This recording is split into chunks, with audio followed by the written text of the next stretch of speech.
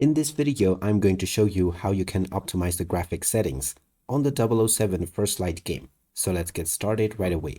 First of all, open up the 007 First Light game on your device, and once you are taken into the main menu, go into Options.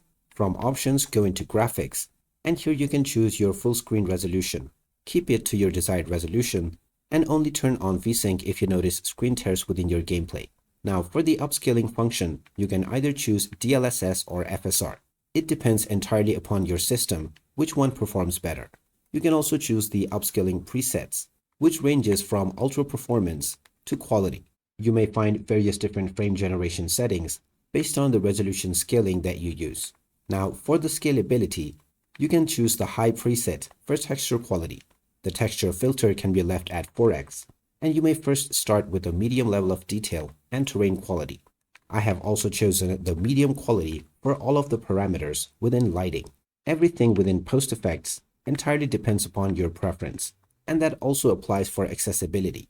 Make sure to check the VRAM usage at the bottom right corner to make sure your VRAM usage is at 90% maximum. Once you are done, just go back and save your changes, and then you can continue to play your game to see how your settings feel. Now, if you get a good FPS, then you can go higher for a few of these details. But if you notice low FPS, then you will need to reduce the quality. So there you have it. That is how you can optimize your graphics settings on the 007 First Light game. If you find this video helpful, don't forget to hit that like button and subscribe to our channel for more helpful tips and tutorials.